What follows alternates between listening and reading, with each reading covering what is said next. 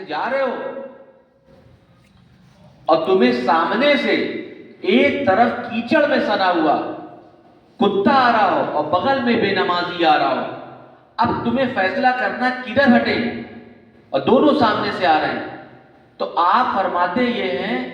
کہ کتے کی طرف تم چلے جانا، کیونکہ جو کتے کی طرف نجاست لگی وہ تھوڑے سے پانی سے صاف ہو جائے گی۔ اب آپ دیکھیں غوث پاک رحمت اللہ تعالی جو ہم سب کے پیر ہیں، آقا ہیں، الحمدللہ اولاد رسول ہیں،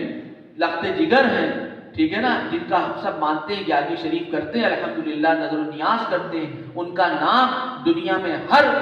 مولانا اہل سنت اگر نظر و نیاز ہو ان کے نام میں، ان کی بارگاہ میں اصالہ ثواب پیش کرتے ہیں، نام لیتے ہیں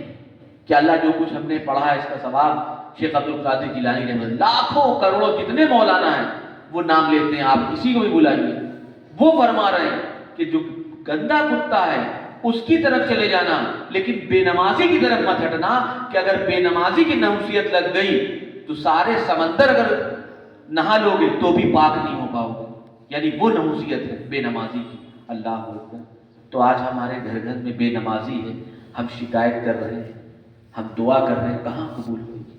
ہمیں یہ چاہیے کہ ہم اپنے گھر میں اپنی بچوں کی ماں کو، اپنے بچوں کو، اپنے چھوٹے بھائی بہنوں کو محبت سے، پیار کی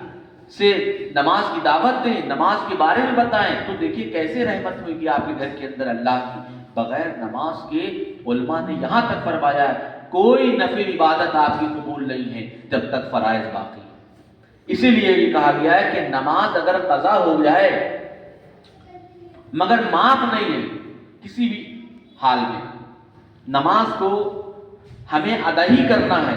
اور اللہ کی بارگاہ میں توبہ کرنا ہے کہ ہماری جماعت چھوٹ گئی یا نماز میری قضا ہو گئی، ٹھیک ہے نا۔ اب یہ ہم نے فرمان سنا ہے، اب 11ویں شریف آ رہی ہے، 11ویں شریف کی اگر ڈیٹ چڑھانا ہے، اگر ان کی بارگاہ کے اندر اپنی عقیدت پیش کرنا ہے تو سب سے پہلے ہمیں نمازی بننا ہے، یہ بالکل یاد رکھیں، ٹھیک ہے، بالکل یہ یاد رکھیں کہ اگر ہمیں غوث پاک کی 11ویں شریف کرنا ہے تو غوث پاک جبھی اس کو قبول کریں گے۔ بھائی ہم کسی کو تحفہ دے رہے ہیں، ہم یہ بھی تو کہیں کہ وہ ہم سے راضی ہو بھی رہے ہیں اس تحفے سے۔ آپ نے تو بے نمازی کو کہا مسلمان قبرستان میں نہ دفن کیا جائے، آپ رحمت اللہ فرماتے ہیں کہ بے نمازی سے ٹچ نہ کیا جائے، اور رسول اللہ صلی اللہ علیہ وسلم نے تو یہاں تک فرمایا ہو سکے صحابی رسول سے کہ بے نمازی کے پاس بھی نہ بیٹھنا۔ اللہ اکبر، یہ بات کڑوی ہے، یہ میری حیثیت کی آپ کے سامنے کہنے کی، یہ ہم سب کے آقا فرما رہے ہیں نبی پاک صلی اللہ علیہ وسلم۔ تو بے نمازی سے جب آقا اظہار کر رہے ہیں کہ اس انداز میں، تو ان کی جو آل ہیں، جو اولیاء اللہ ہیں، جو ہمارے سب کے سر تاج ہیں، وہ کیسے ہم سے راضی ہو جائیں گے؟ ان کی مزارات پہ جا کے ہم سے کیسے وہ خوش ہو جائیں گے کہ یہ نمازیں چھوڑ کر کے ہمارے پاس آ رہے ہیں؟ پتہ ہے؟ تو ہمیں یہ چاہیے